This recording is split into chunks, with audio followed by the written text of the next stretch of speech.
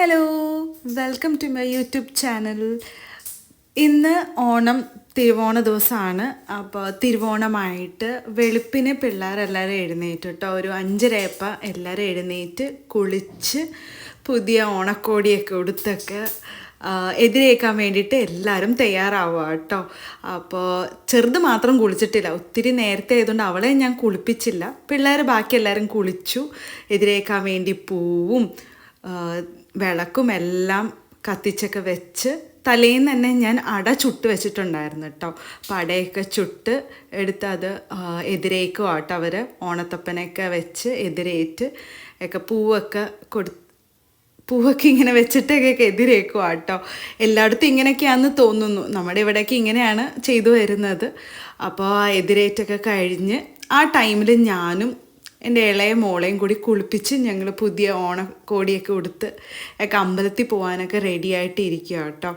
അപ്പോൾ ഇതാണ് പിള്ളേർക്ക് ഞാൻ തയ്പ്പിച്ചു കൊടുത്ത പട്ടുപാവാട.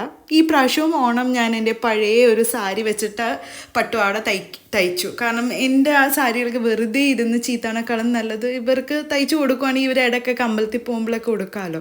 അപ്പോൾ ഞങ്ങൾ ഇവിടെ തൃപ്പൂണിത്തുറയിൽ ചക്കക്കുളങ്ങര എന്ന് പറഞ്ഞിട്ടൊരു അമ്പലമുണ്ട്, അവിടെയാണ് വന്നത്.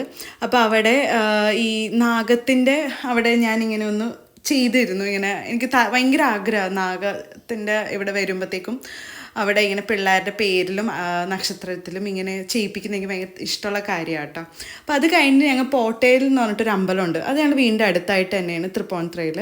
അപ്പോൾ അവിടെ ഈ പറ നിറയ്ക്കാനുണ്ടായിരുന്നു. അപ്പോൾ ഈ പറ നിറയ്ക്കുന്നത് എൻ്റെ കൊച്ചച്ഛനും ആൻറ്റിയും ആയിരുന്നു. അപ്പോൾ പിള്ളേർക്ക് മലരും ഒക്കെ വെച്ചിട്ട് പിന്നെ ശർക്കരയൊക്കെ വെച്ചിട്ടൊക്കെ പറയൊക്കെ നിറച്ചു. അപ്പോൾ ഭയങ്കര എക്സൈറ്റഡ് ആട്ടോ. ഈ ചെറുത് ഇച്ചിരി പൊരുവരുപ്പാണ്. അപ്പോൾ അതൊക്കെ ചെയ്ത് വളരെ എക്സൈറ്റഡ് ആയിട്ടൊക്കെയാണ് ഒക്കെ ചെയ്യുന്നത്.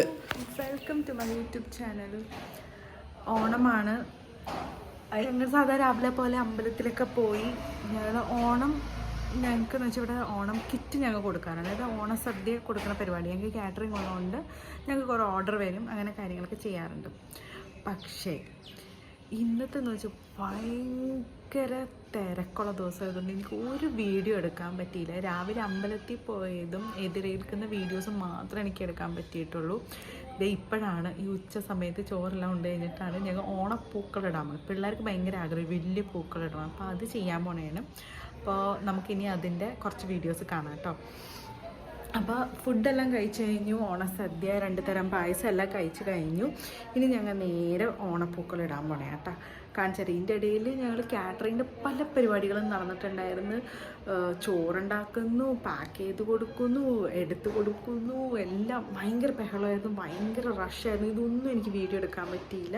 അപ്പോൾ അതുകൊണ്ട് ഇപ്പം ഞങ്ങൾ പൂക്കളിടുന്ന വീഡിയോ എടുത്ത് കാണിച്ചു തരാം. അപ്പോൾ അങ്ങനെ അത്തപ്പൂക്കൾ ഇടാൻ വേണ്ടിയിട്ടൊക്കെ പൂക്കളൊക്കെ ഒരുക്കുക കേട്ടോ. എൻ്റെ മമ്മിയും അനിയത്തിയും അനിയനും എല്ലാവരും കൂടി ഇരുന്ന് ഓണപ്പൂക്കളൊക്കെ ഒരുക്കുകയാണ്. ഞാനിവിടെ അടുക്കളയിൽ കറി ചൂടാക്കുന്നു, അതിൻ്റെ ഒപ്പം ഈ ഒരു സാധനവും അരിഞ്ഞുകൊണ്ടിരിക്കുക കേട്ടോ മിക്സിയിൽ.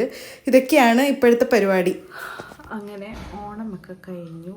ഇനി ഓണം കഴിഞ്ഞിട്ട് വൈകിട്ടത്തെ പരിപാടി, അതാണ് ഏറ്റവും ബോറൻ കഷ്ടപ്പാട്. എല്ലാവരും സദ്യയൊക്കെ കൊണ്ട് റിലാക്സ് ആയിട്ടിരിക്കുമ്പോൾ നമ്മളുടെ മെയിൻ പരിപാടി എന്താണെന്ന് വെച്ചാൽ ഒരു ഇച്ചിരി നേരം റിലാക്സ് ആയിട്ടിരിക്കും, എന്നിട്ട് ബാക്കി പറഞ്ഞ കറികൾ ചൂടാക്കൽ. ഇത്രയും വൃത്തികെട്ട പരിപാടി വേറെ ഒന്നുമില്ല. പിന്നെ കറി ചൂടാക്കണതിൻ്റെ കാര്യങ്ങളാണ്. ഇപ്പം ഞാൻ പായസം ചൂടാക്കിക്കൊണ്ടിരിക്കുക, കാണിച്ചു തരാം.